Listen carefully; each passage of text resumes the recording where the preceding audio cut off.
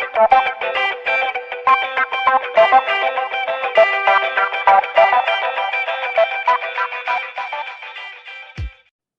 and welcome to another episode of Stoke Meter. We are honored to have Keith Thornton, who is a Chicago PD dispatcher you might have heard of in the news as of late. Keith, welcome to the show. Welcome. I'm so happy to be here. Thanks for both of you having me here, Maurice and Gary. It's an absolute pleasure. To all of your followers here. Thank you. Oh, it's been a pleasure to see what you have been doing over there in Chicago. I know we're going to get into a lot of this, so let's have some fun here, shall we? Yeah, let's do it. Absolutely. Well, you really were thrust in the national spotlight earlier this year. There was a tragedy there in Chicago, and I know one of the officers, Ella French, had passed away, and her partner there, Carlos Yanis Jr., was injured.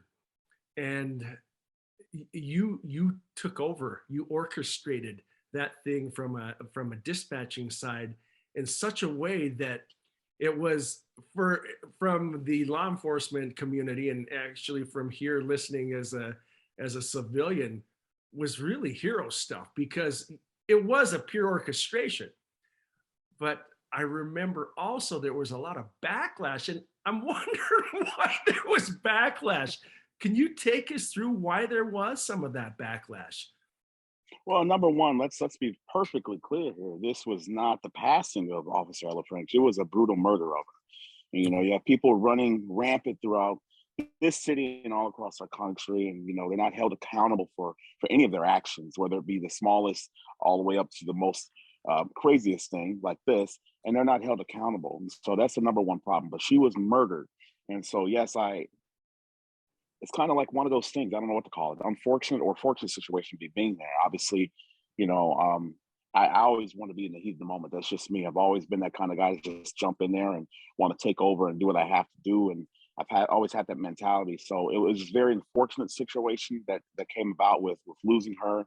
But we were able, as a team, collaborative team, and I mean that from the dispatch point of view, from call takers to dispatchers, police, fire department, EMS, as well as all the way to the hospital staff. There was all a collaboration of multiple agencies coming together and saving the life of our guy. So that was the good thing that came out of this. The other good piece is, with the fact that she's gone from us, Ella, I'm keeping her legacy going here. And we'll get more into that later on within the show. I've told you some other different things, but the backlash, in terms of what? Because there's backlash coming at all types of different angles.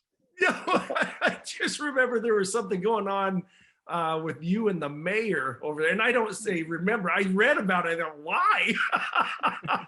Yeah. Well, I did an interview, and it took a little time for me to actually speak publicly about it. But I said this is very important, because throughout that entire month of August, or even through September, and even till now, so many news places were hitting me up, and so many individuals were hitting me up, and I was getting so many messages on my social media. And without me even speaking, these, I don't know how they get into my freaking account, but like these news people, they figure out who the heck you are, and it's all positive things, my history, my background, just being a public safety, and they put it out there because they wanted to tell the story from my lens, and they really set the tone across the nation as to what a 911 dispatcher was. And that was never really done anywhere.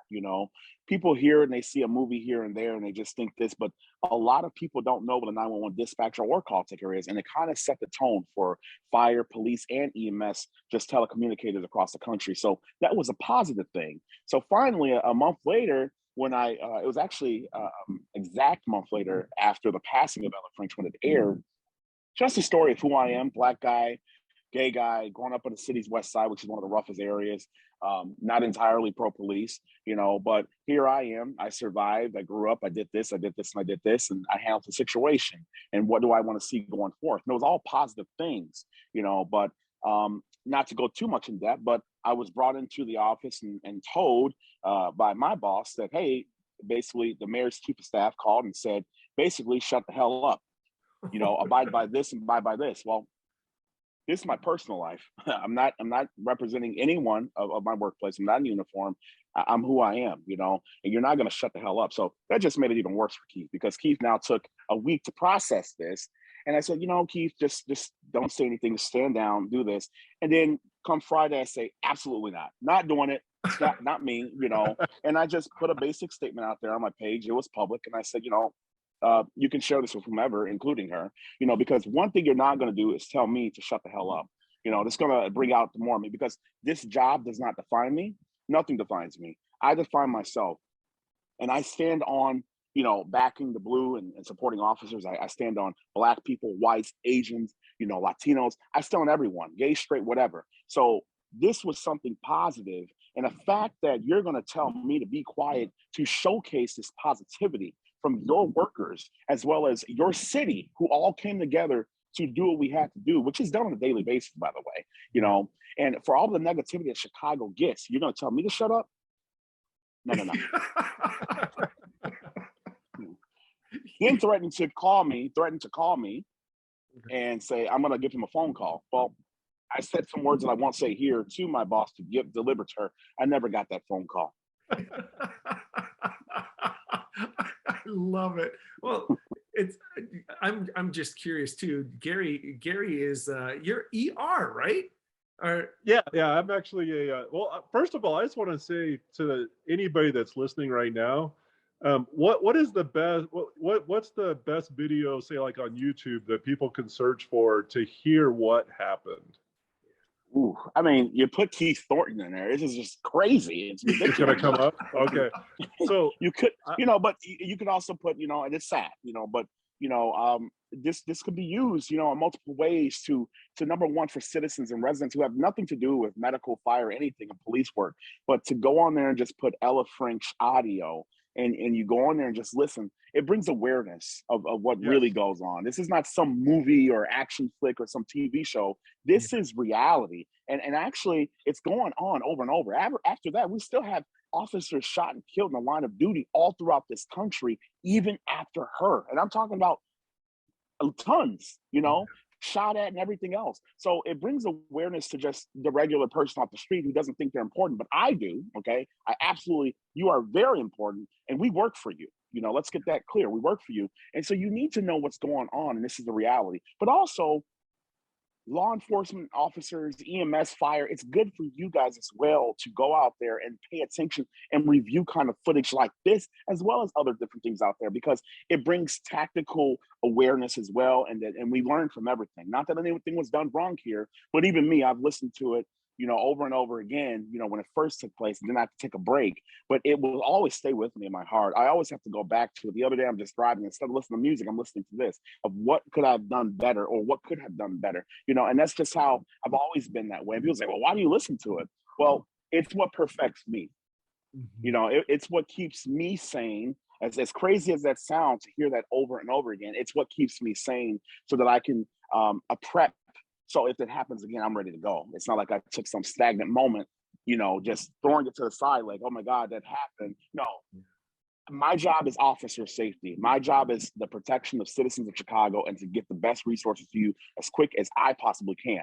So I have to, unfortunately, do my job to the best, even on and off duty. And so I do listen to things like that. So you can go on YouTube, you can put my name on there, you can put Ella French audio. But please, when you do that, just have respect, and, you know, say a prayer for my girl up there, because she was a hero, and she still is a hero. And I believe truly that she's a guardian angel for all of us, and she's looking down.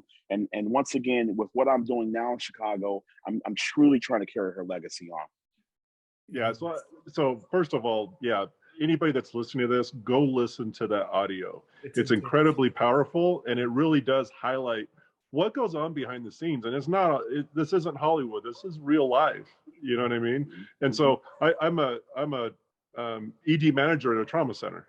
And so as a nurse and somebody that works in this field, it was so refreshing to hear what you did. And first of all, I just want to say thank you and good job. I mean, you killed it. I mean, as I was listening to it, I was just like, yeah. So cool. You know what I mean? It really was powerful. Yesterday I did sort of a workshop, just speaking to law enforcement and EMS professionals, fire professionals, and just regular residents who have nothing to do with the field. And I basically said what we have to move forward with in 911 telecommunicating field is strategic dispatching. So when I explain that, let me just go through it really quick. The fire department, the way that they dispatch is very structured. You call in and say, hey, Maurice, hey, there's a fire, at this building right next door to me. How many stories is it? It's 2 stories. Okay, boom. Immediately, they already punched that address in. They know they're sending 2 trucks, 2 engines, and a battalion chief. If they get there and the firemen pull up and it's a bigger fire, they say, give me a still and box. Boom. It's 4 engines, 2 trucks, 3 chiefs now. Everything's structured, and that dispatcher runs it because he has that in place. EMS, same thing. You pull up, there's a car accident, you get there with 1 ambulance. Next thing you know, there's 4 patients. They say, a dispatcher say, okay, boom, I'm pulling the EMS plan 1. That's an additional 5 ambulances to 7. So we can make those determinations on the EMS side. We can make those decisions and be proactive on the fire side. And you would think we do that with the police side, but we don't. As a police dispatcher, we are really referred to as like parrots. So when I say a parrot, it's just like the freaking bird that flies around, He sits here on your shoulder and he just mocks you. And it's funny because it's like, if I said 2663, I will say 2663. Yeah, show me on a traffic stop, Montrose and Cicero. Okay, 2663 is on a traffic stop, Montrose and Cicero. That's what a parrot dispatcher does. That's what we're trained to do. But Keith doesn't do things that way. I just told you I don't do things that way. I'm just not I'm not. Because my thing is like, I'm digging more. I'm strategically like, okay, he's on a traffic stop. It's not basic. So I'm gonna say right away, 2663, you're on a traffic stop, Montrose and Cicero. What kind of plate you got? What kind of car do you have? Squad, yeah, I got Charlie Sam 22134. It's a blue Oldsmobile. Okay, 10-4.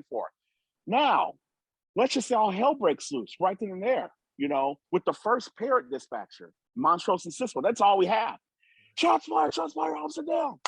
Okay, Montrose and Cicero, guys. Montrose and Cicero, traffic stop, 176, that's all they have. So yeah, we get every officer flying this direction. We don't know what the hell's going on. And guess what? Yeah, we have a down officer here, probably dead now, and we don't know who we're looking for, what direction. We don't know nothing, But when you have strategic dispatching, kind of what I did that night, it's all right, you go here. We got a 10-1 here. Boom, boom, boom, boom, boom. I got an Oldsmobile. It's this color right here. I just ran a plate. He actually lives around the corner. You go here. You do this. You do this. Get a helicopter in the sky. Start looking for this piece of crap. That's what I did that day. And I don't know why, law enforcement officers they go to school and get, certification and just like you as a nurse, you go and get your license. EMS do the same thing. They trust 2 paramedics and 2 EMTs in the ambulance to go out there and do their job, and they trust them with someone's actual life. Firemen, same thing. But dispatchers, we're not considered first responders. We're clerical workers, and that's a problem. It's a problem. I agree. Well, and that's what became so apparent to me is when I was listening to that, because I've listened to a lot of dispatch. I've listened to a lot of that type of stuff, and I've seen the difference between EMS and fire and police. And I love the word that you said, parrot, because that's what it is. And so when I heard what you did, the difference is you took all that away, and you took an incredibly chaotic situation and took control. You know what I mean? And you took people that were, amped up on adrenaline, you didn't know what was going on, but you were able to get what was done in a super highly efficient manner. And so I hope that this is a case study that the industry can look at, in the future and give you guys that training that you need. Where did you get that? Because you didn't get that through your job. And just to piggyback on that, they actually tried to write me up for 7 different things that I did wrong at that call. They say you don't give medical advice, you don't say damn, you don't say baby on the radio, you don't give perimeters. That's not our job. And I said in my head, okay, can we say some words on here or what? Go for it, man. Okay, go fuck yourself, okay? Because I will do it all over again, and that's what I'm talking about. Yeah, I've had experience. I've been a police officer. I've been EMS, EMT. I've done firefighter as a volunteer, and I still do all of those different things today, Okay, So that makes sense. That makes sense. It makes sense, but even when you get to dispatch, it was very complicated. I saw all these screens, and oh my God, I said I would never do this in my life, but that's just how God kind of takes you down this road and he makes you do it. And I said, oh my God, this is crazy. So it is different. Just because you have that experience, it is different, because you are doing different things. However, I'm one of those guys when I'm when it's quiet in the zone and whatnot, I pull up my SOPs and I'm studying them. Well, here's the other thing I do. Instead of studying just the police SOPs of what we should know, I go over to the fire department SOPs and the EMS SOPs. So, that day they were like, we need light trucks. Well, every police light truck was down. So I said, well, get this unit over here from the fire department. They have it. Well, the helicopter's this way. Okay, get the fire department helicopter. They're like, how the hell do you know all of this stuff? Because I have a passion for my position, and I take it very seriously. And some people laugh about it. Some people give me shit about it. But guess what? I don't care, because I have been out there in those situations where I've been stuck and barricaded in a situation where I thought my life was on the line, and the only person who could save me and my partner was that dispatcher and the helicopter that came right above, So a lot of experience kind of played into effect here, but it also has to do with any job of how much you're going to put into it, of how good you want to be. Yeah. You just got me by surprise, or you stopped so abruptly. But,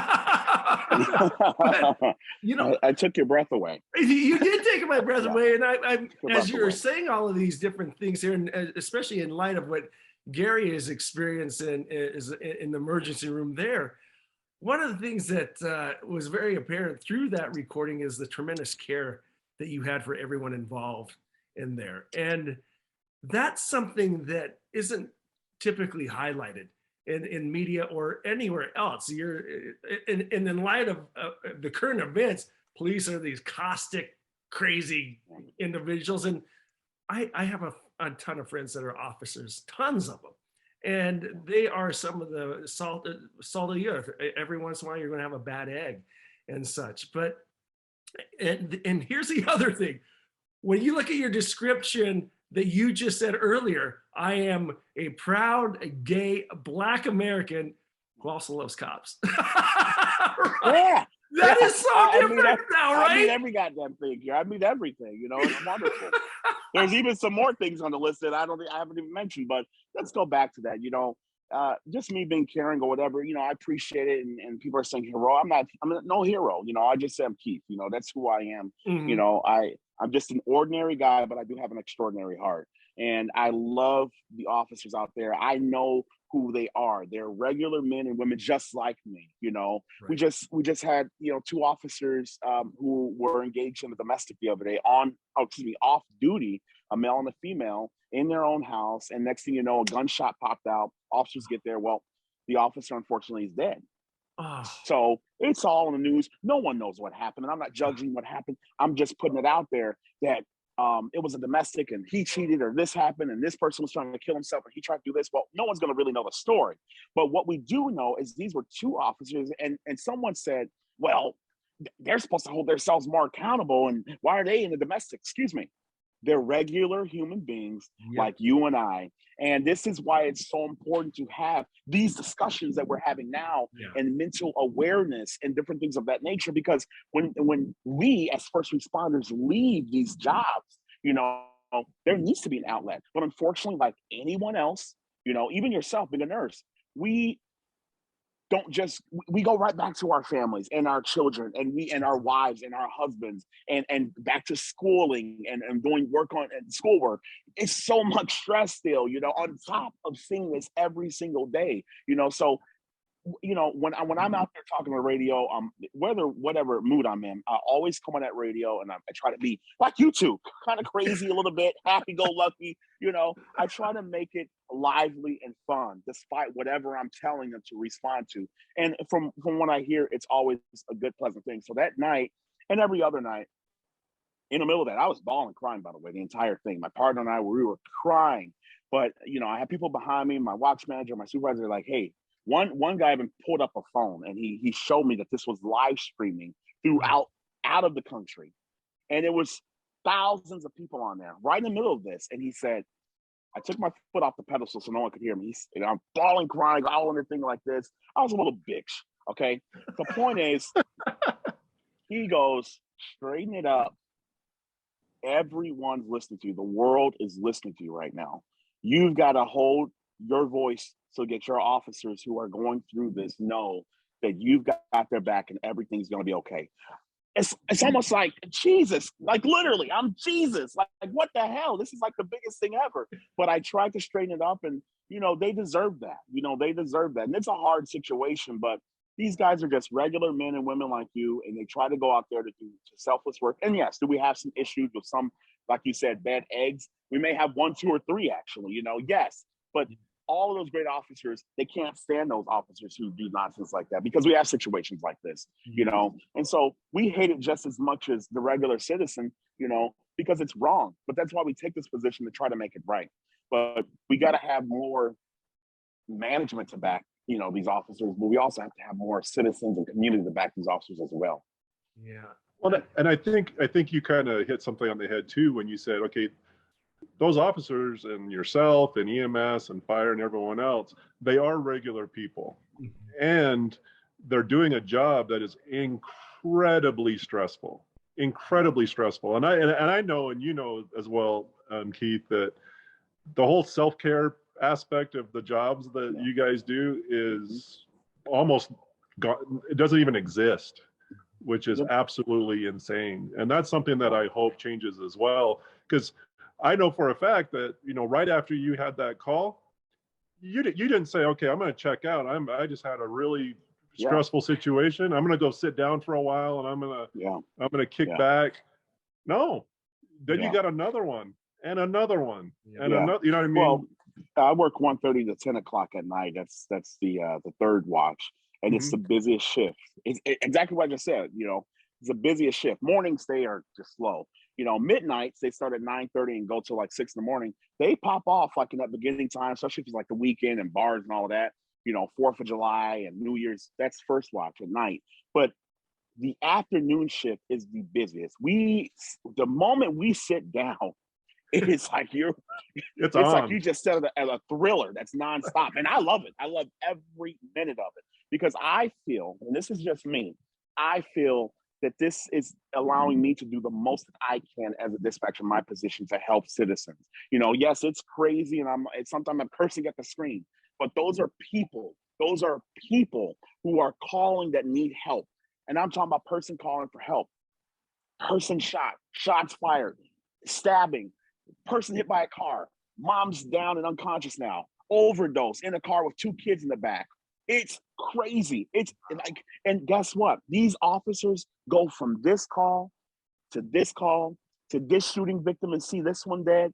Then they go over to this shooting and see this one dead. Then you got to go to the hospital to talk to this rape victim and do that. This is all in one shift. Yep.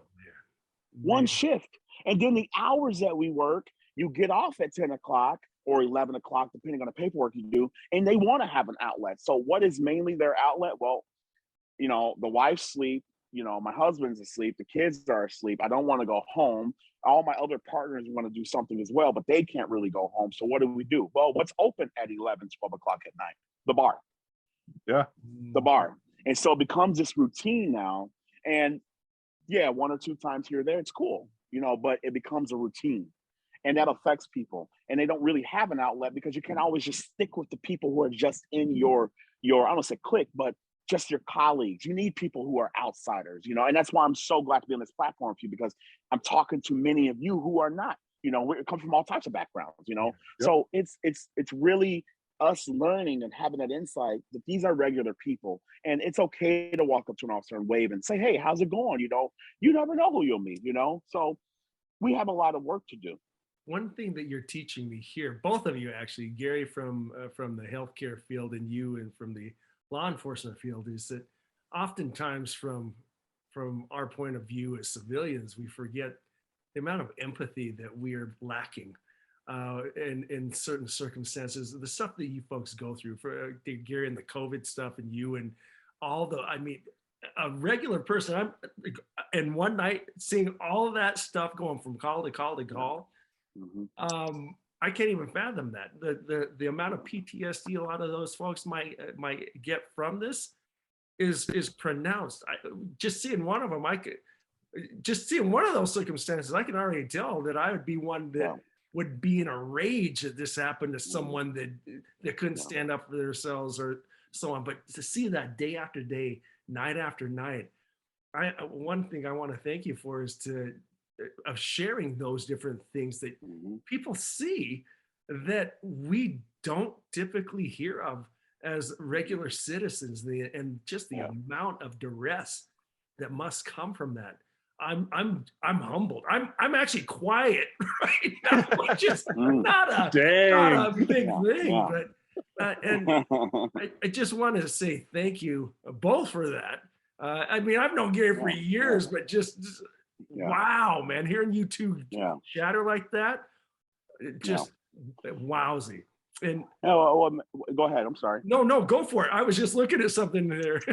I said what many people don't know myself, and I'm very open about it because I feel I'm very transparent. I like people to know as much as they can about me, because guess what? There's many more Keiths. I mean, maybe not as good looking as me, okay? But there's many more Keiths out there in every type of form and way.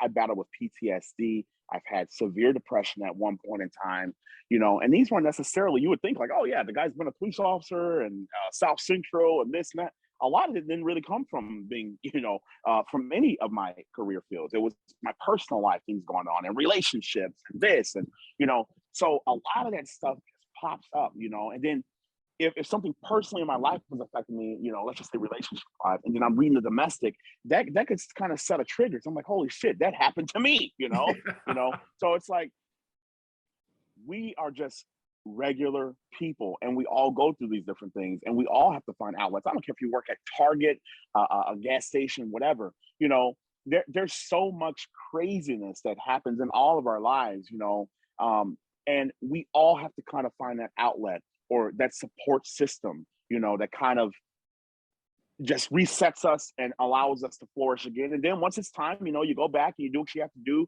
and let it all out again. We all have to find that. And my thing is, I like talking, so talking to you guys, I appreciate it as well, because by me sharing whatever experience about me, if it allows to do some good for other people, then that makes me happy, and so that's why I am the way I am. And I just don't really, I've always told people I operate on my own accord, period. No one's going to tell me what to do. I'm going to do what I want to do. I'll listen, I'll go through some training, but I'm always going to have a little bit of a swag twist to it, and people, we all need to do that. That's okay. When we talk about race and ethnicity, I know this is going way off the point, but it's not, because ultimately at the end of the day, we're all people, and we need to just love each other and embrace our differences.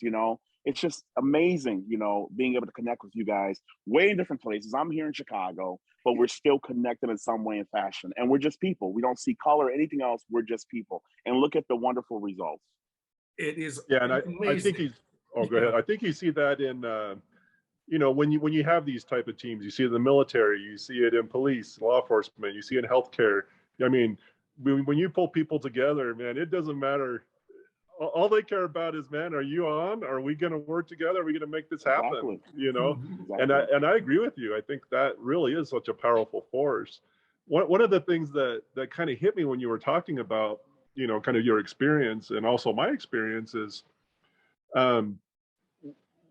we can't, when we have these difficult situations, like with yours and what you went through, Keith, we can't act like the normal person can. And in fact, if we do act like the citizen on the street does, we're in trouble.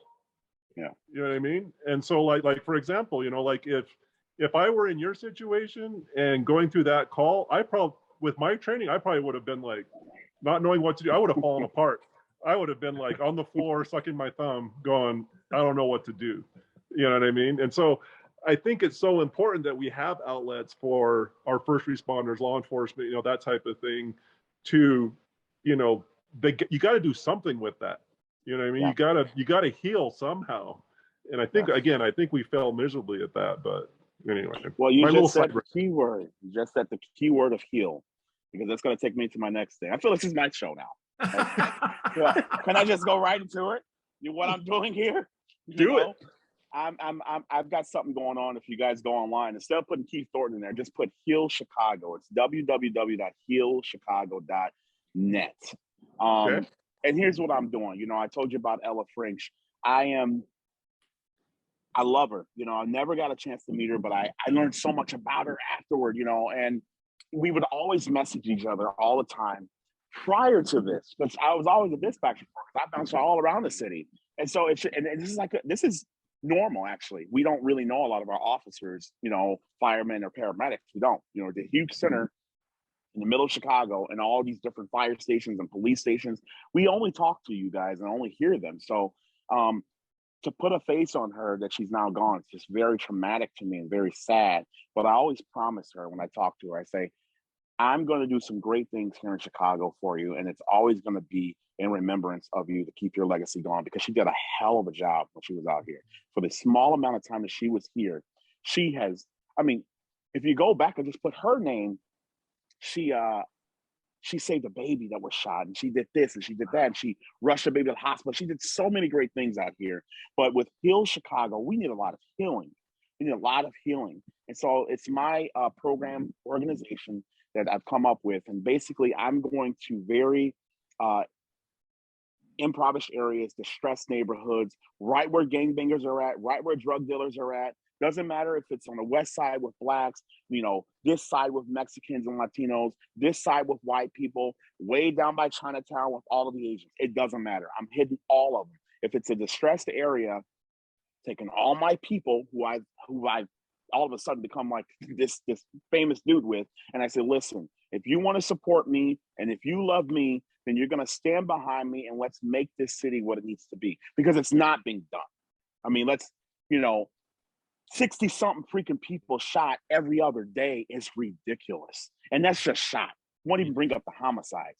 We're approaching 800 homicides. This is November, you know, so it's not being done. Whatever is being done is not working. So me as a citizen, I'm taking a large group of people and we're going to clean up. We're going to mow people's lawns. We're going to door knock just to meet people. We're not selling anything, but we're saying, hey, do you need anything out here, Mrs. Stingley? Do you need something? Do you need more garbage bins that the alderman's not providing? Do you have a pothole in front of your house or a light that's not working? What can we do to bring resources to you? And guess what? We're going to bring that information back to me, and Keith is going to go and bitch and moan to these aldermen's offices and the mayor's office, because that's what Keith does best, okay? And I don't just bitch and moan, though, and that's why I'm so happy about that, because I don't just talk. I don't just talk. I actually put my stuff to work, and I'm on that ground working, period. You know, we're going to go out and do outreach for the homeless. We're going to go another month and go tend to the children who need to be read to or tutored or whatever else. So I'm hitting all types of different things. And this is all in remembrance of my girl who is out there doing wonderful things. But this is essentially to bring people together, to get community involvement, because there's no community policing if there's no community who even supports the police. And so this one lady joins, actually, and she goes, well, where's all of the officers here? You know, because I went to one of her meetings and it was a lot of officers, and I invited them to come. So I guess she thought this was some pro-blue thing. And I said, ma'am, if officers are here, they're here. But this is essentially for everyone. This is not just some police thing. This is for everyone.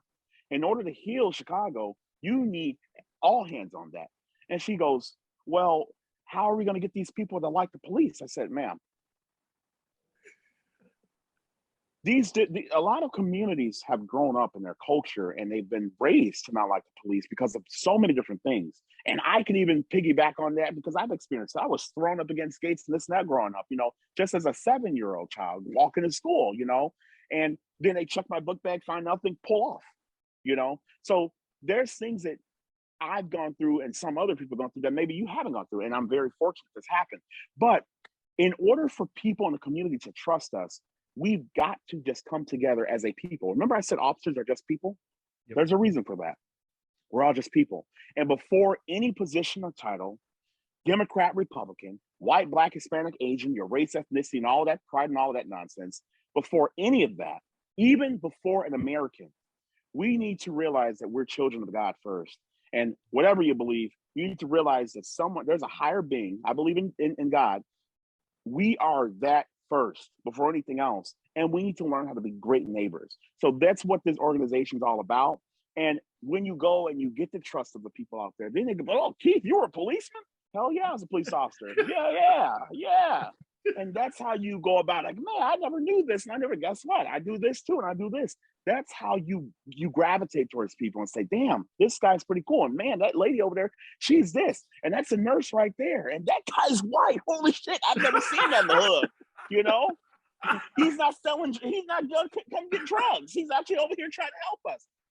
There's so many stereotypes in people's heads and they don't understand, so it's important to get a diverse group of people who want to help to get out there and help. And so that's what I do, healchicago.net. And it doesn't matter where you're from. If you're in Chicago or you want to volunteer, go on there, let me know. And we can make some good things happen. So I appreciate that, guys. That's fantastic. Healchicago.net. Healchicago.net. Yeah. One thing you didn't say about that is that there's a backer that is helping you with that. And that's Andrew French? Is that right? Oh yeah. The family, totally. Yeah. All three families. I call. Yeah. You have the French family who the mother is just fantastic, just a beautiful soul, and you wonder why Ella was that way. Well, look at her mother. Just the nicest, kindest person ever, and just a sweetheart. Even in a time of need, she's thanking everyone else. She adopted these two. Just beautiful person. You know what I mean? So always keep her in your prayers. And then you got Andrew French, and he's just awesome. It's her brother. And I mean, we just connected one way, and we always communicate and whatnot. I have him on social media. I call him here and there. And it's hard. It's hard losing your sister and your daughter. I could never imagine that. So I'm there the best I can. I don't like to overload them because there's a lot of different things coming our way. So I say, listen, you call me when you need me. And that's what they do. But the other two families, the Bloss family, awesome, wonderful people. That's my brother now, Josh Bloss. He's the one on the video recording that was actually calling in the information. He's the one that shot one of the offenders. He's the one that got me to get people there. Without him, who knows what would have happened, so he's a hero. And then our last guy is Carlos Yanez. He was the second officer who was shot, and he actually just came out of the in therapy rehab, and now he's out looking fantastic. And I mean, I'm just so blessed for God to just, heal him and continue to heal him. And I mean, the guy's a fighter and a warrior, but all three of those families, they respect me and they have a strong love for me. And I really do as well, and so all of this is for them, but like I said, 3 different families I had no knowledge of, knew nothing about before. And over a catastrophic situation, we are connected like this. So imagine what Chicagoans can do with all the nonsense we go through, no matter if you're here or here, and we connect. Because at least with that, we have a bond of what we're all going through. And then we start a movement. We start a true movement, Keith, and who knows what's to come. Keith, that's one thing that is just drilling through my heart and mind right now, is that you took this catastrophe. I mean, this is something that people could be angry for. Matter of fact, people have been much more angry on lesser things than this. And you have taken that and made it a blessing into not only those families' lives, but to everyone that you're serving now.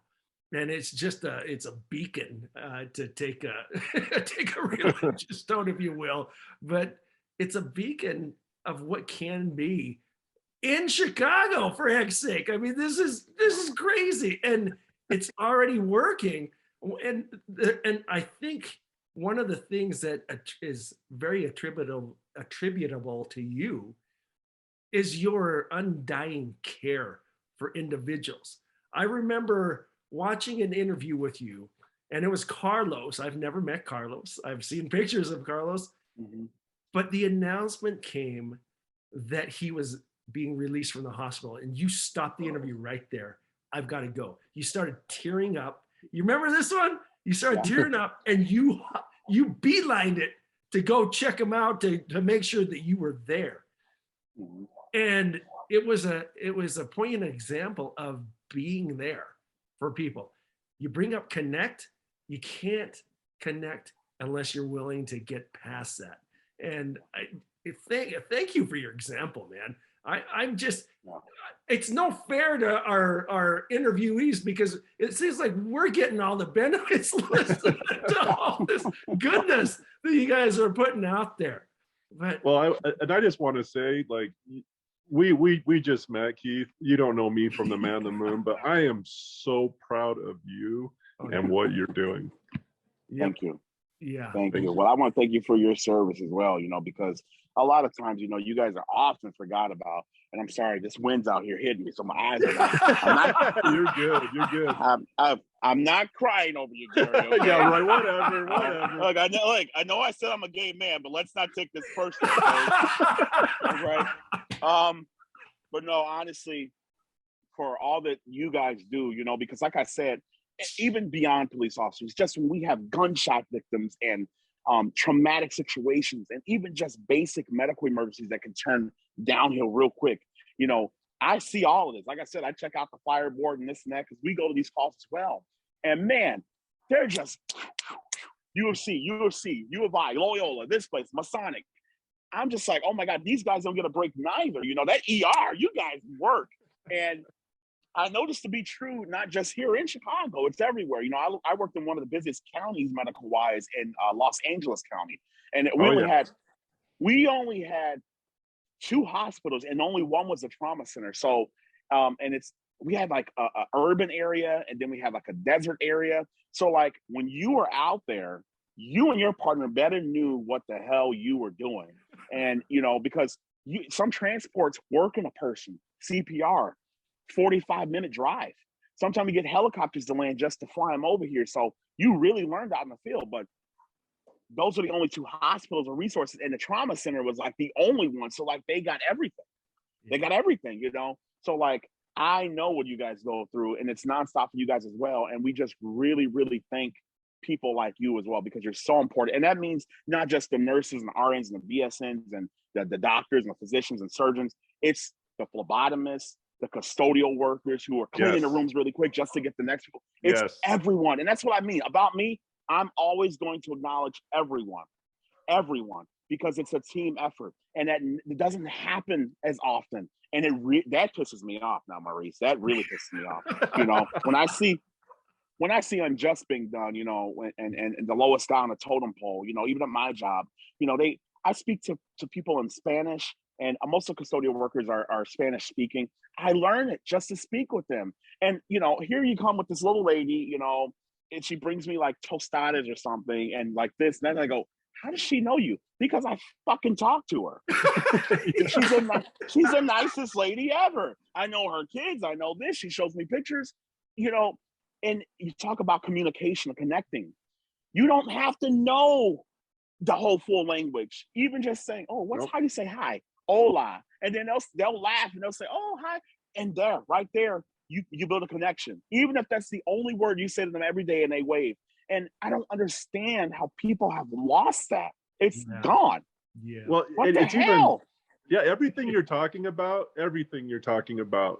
from what you did before, what you did with that event, what you're doing with Heal Chicago, what you're talking about as far as team, it all comes down to dealing face to face with people. Get to know the person. Put titles aside. Yep. Titles don't mean jack crap, man. Yep. Like, it doesn't matter what you are. If you can reach people at a personal level, everything else will fall into place. Yep. Yeah. You know what I mean?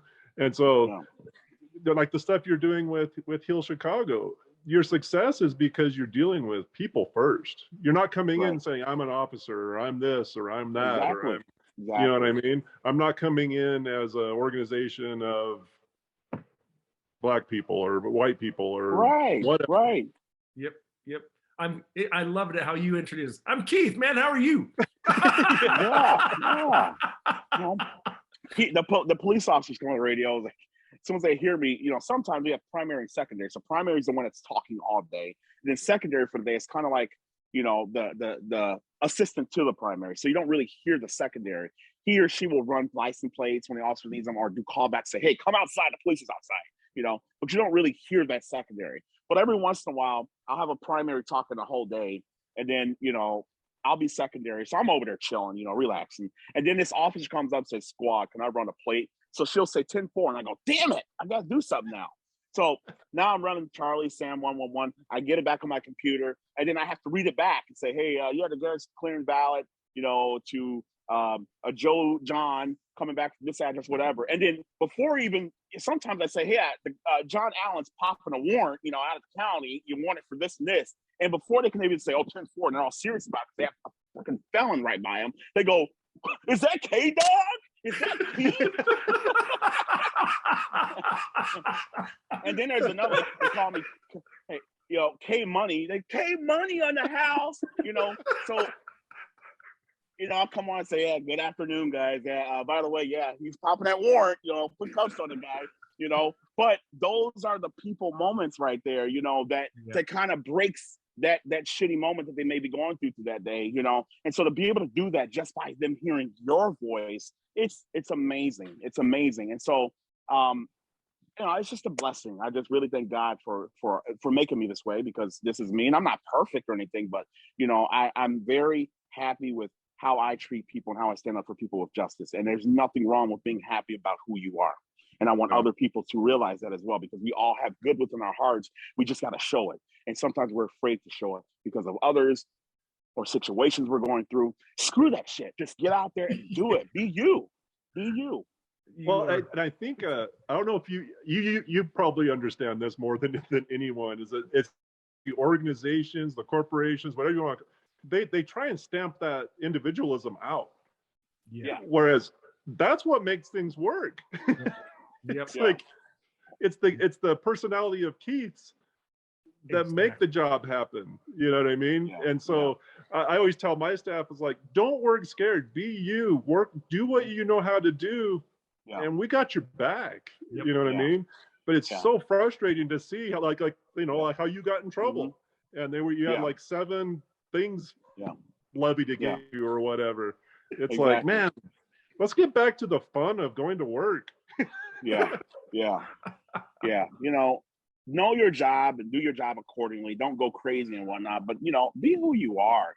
Just be who you are, and that it just doesn't correlate just with your work and your career, but even with your personal families and your children. You don't have to be this big bad macho person all the time. You can't be so serious here, and firm and strict, and then over here you can't be, I don't want to say the word, but you don't be too soft. You have to be in the middle. You have to be in the middle. You have to be able to do this and do this. And your kids will love you. Kids love discipline. Kids love someone who's going to give them some sort of organization. But that doesn't mean go beat the shit out of them. You can't do that. But it also means that you don't let them step all over you either. And that's the same thing. Just be you and be unique. And that's who he made you to be. So take that with you everywhere, and don't worry about other people. Period. It's funny because I was in organizations, they talk about diversity and inclusion all the time. Right? It's the catchphrase, but how you just explained it, that's where the effectiveness comes. It is definitely connecting. It's definitely getting to know each other, and in light of how you connect, it's a masterclass, man. And it's just nailing me. It's pulling my heart cords, man. So It's not windy in here, man. It's not windy. yeah, it's not windy in there for Gary. Hey, at least Keith has the excuse of the windy city. I know. That's it. Yeah, but That's it. in Vail, Arizona, forget about it. Yeah. Well, Keith, how do we keep in touch and make sure that your stories continue to be told? Because it's a necessity. Yeah. Well, I'm a big Facebook guy. That's where my message kind of goes out. People are able to share different things. Sometimes I go on there, but whatever I go on and say, it's usually something of inspiration, because I love being able to set someone's day to make them happy. If I've done that with just one person, and usually it's more than one, and I'm happy. Like I said, but giving for me is what makes me receive the biggest honor of all. So you guys can go on Facebook. You just put my full name on there and you'll find me. You will find me. It's Keith, Keith. The middle initial is A with a dot, a little period. Then the last name is Thornton, Thornton, space, Jr., which is JR, period. Only reason I have to be very specific is because there's a couple of different pages out there. People have made different pages about me. Like, that ain't me. That is not me. That's a white man. Okay? What the hell? So you got to do Keith A. Thornton, JR. Whatever in Facebook, and you can find me there. And people reach out to me all the time, for different things, just being myself. There's a quick thing, real quick. A guy reached out to me and said, "Hey, I saw your Facebook Live the other day," and this was just about, I don't know what the hell I was talking about. Look at this interview. I don't know what the hell I'm talking about. Just talking about everything. But I mentioned something about me being gay or whatever, and next thing you know, he hits me up and goes, "Can I give you a call?" I go, "Okay, this is interesting, but okay, no problem." So the guy calls me. He's from some other state, and he goes, my child recently came out as gay, and I've been really hard on him. I don't know how to take it, but looking at you, you're not like what I thought like a gay person would be, and this and that, stereotypes again. Right. And he said, "Is there any pointers you can give me? Because I truly love my son. I don't know what to say to him. It's just new to me, and I do want to support him. And I've been showing my wife this, your Facebook Live, and we would love if you could give us pointers." And that was just mind blowing to me. I'm like, yeah, holy shit, That's cool. And then That's awesome. Yeah, some other lady hit me up, and there's thousands of messages. I have to hire someone here, but really quick, another lady hits me up, and she goes, "I'm in Missouri and in some really rural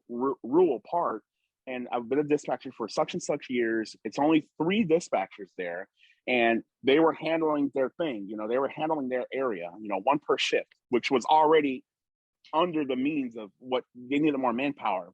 So then, long story short, for this county, they wound up firing all of them a couple of years ago, and the mayor and the alderman fired them. And then they contracted their dispatch center out to like 16 to 20 miles away to some other contractual, dispatch center that handles like 50 different police stations all across like the whole state. Well, I guess it sucked now. Everything sucks now. The people don't know the streets over there, whatever. The radios were really bad, whatever, but they kept this going. So she said earlier, right after the Ella Frank situation, she and her old colleague, they were texting each other and shared this audio with them. And they said, "Oh my God, like blah, blah, blah, blah." So they wound up going to the next city hall meeting, which was a couple of days after the situation. And the alderman and the mayor voted to keep this contracted center on board for that year. And they said, "Well, hold short. Why don't you listen to this?" So these 2 girls, they did something smart. They went and got 2 of the employees from the contracted place, because they were saying they're overwhelmed too. They didn't even want to do this. So they said, "Could you please listen to this?" So they let the alderman and the mayor hear the audio. And after it was over, their eyes were all big and whatnot. And they looked at the 2 people from this contracted place and they say, "Would you guys be able to do that?" And they said, "Absolutely not. Absolutely not. We wouldn't be able to do that. First of all, we don't have enough people. We don't even know like your streets and stuff. We just go based off of what we're given, And they wound up vetoing and going back, taking the contract out. They hired these 3 employees back, gave them retro pay for the entire year that they missed. Wow. And they gave funding to add 3 more dispatcher personnel to them. So it's 2 per shift. That's fantastic. Those are the stories I love, you know, Well so you never done. know, you know, you don't know who you're reaching, you know, it's a lot of different people for different things, you know, but that doesn't come unless you're just yourself to people. You know, you can touch so many people for many different reasons, you know, and so I really appreciate you guys allowing me to have this platform, and you guys can hit me up anytime, you know that. Awesome. And if you guys ever want me to join you for anything, let me know as well. Daggum right. And if we can help your cause too, man, you know, whatever, reach out, man. Yeah, we'd love to put it out there. There's going to be a lot more to come with Keith A. Thornton Jr., guys. So you just be watching, because all right, we're ready. I love this city, you know, and it's a great city. It's a wonderful city. But like I say, with, you know, like I lived in California and I was, you know, working this B car, and they're like, oh, earthquake. Hey, you go here. What? I look at my partner. What the hell do they want me to go for? I don't know. It's an earthquake, you know? Or like the wildland fires. I fought fires in buildings, not freaking wildland. I don't know what I'm doing, you know? So, you know, you have tsunamis, different places, and the wildland fires and this and that, and earthquakes, tornadoes, and twisters. Keith doesn't know about that. Yeah. And those are problems for other states. You know, those are other big problems that they have to go through every year. And I always say, Chicago, we don't really have those issues at all. We just have a crime problem. Yeah. And guess what? If people are people, you know, we don't know what the hell we're doing, but I know when people get together, we can formulate some good ideas and work around that. And if we can do that here and start healing ourselves and working for each other and helping each other out, we can kind of take that crime, not away, because crime will never go away, but we can take it down to what's reasonable, and we can start living our lives. And this is the best city ever. Keith, you're the man. Thank you so much. And I will be reaching out. I'm sure Gary's going to be reaching out, so watch out, okay? Absolutely, guys. Thank you so much. God bless you guys. It's all your platform. I love you guys. God bless. Thank you. You too. Thanks, man.